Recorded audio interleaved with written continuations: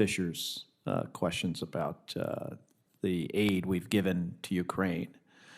As you know, the United States, in this close partnership with Ukraine, we provided, I think the number to date is $29.8 billion in security assistance since this brutal attack occurred around a year ago.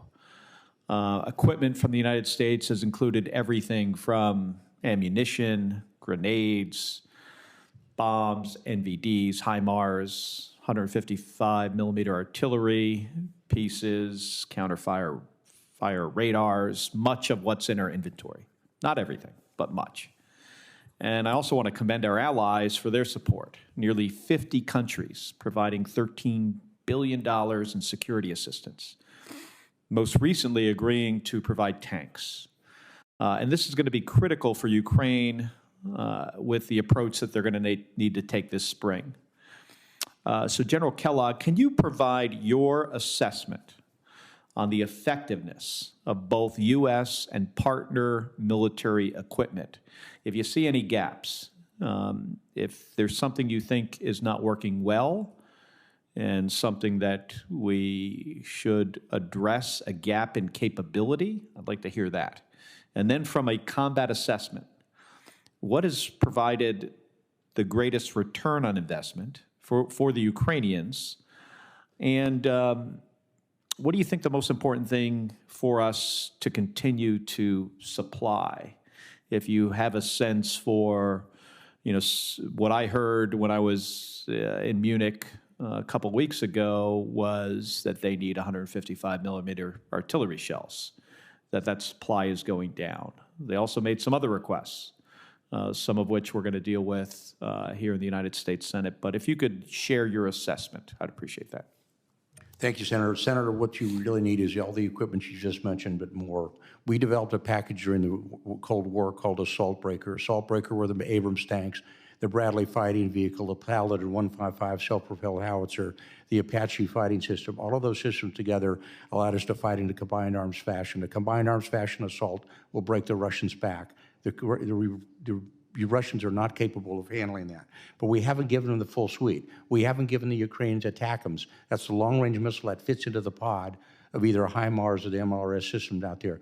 It gives you extended range of 200 miles. It's GPS guided. It can attack their supply lines deep. We've only given them 31 tanks. 31 tanks is a battalion.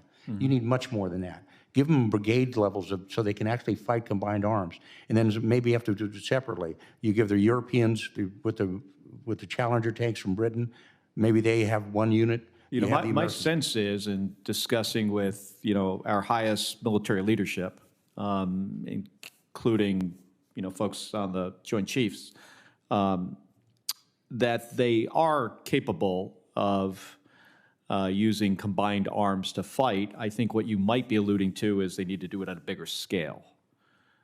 Correct, Senator. Certainly there are gaps. I mean, they're not using, nor do they have Apache helicopters. That would be another issue. But being able to combine ground troops with, artillery, with long-range fires is something I think they've done rather effectively. Maybe not at the scale that you think. Not at the scale that is needed to win. So give me a sense of what you feel the greatest return on our investment has been from the standpoint of equipment that we have provided them. I would believe the best system that we have given them is the HIMARS system. That is the one that has given deep fires, and the fires that have been able to compensate and overcompensate for the Russian fires. So if you have to pick artillery, generally, even I'm an old infantryman, artillery will win your fights. And we need to give them as much artillery to dominate that. Plus one other system that is not really a military hardware system in the sense it's kinetic, but we need to give them more advanced intelligence systems that is able to use jammers, because the Russians are using jammers to great effect right now, especially against the drones the Ukrainians have had. It's something we haven't really done. We probably should do more. All right, I appreciate that. Just if I could just take another 30 seconds, Mr. Chairman. The HIMARS they view as it was a game changer for them, and I agree. That is, a good example of a weapon system that has been very effective and really, changed the momentum in this fight. Beyond that, what would be the next thing you think would be a game changer for them? Well, again, sir, what I just talked about, it's not a kinetic system, but the ability to do the anti-jamming in the intelligence type of collection and electronic warfare. The Russians do that very, very well, and that's causing problems with the drones of the Ukrainians as well. It's also able to target the Ukrainians much deeper. It's something that is really not thought about because it may not be sexy, but the fact is those are the kind of systems they need to support. It allows better targeting, longer range targeting, and with greater effects on the battlefield. All right. Thank you, General. Thank you, Senator Kelly. Senator Cotton, please.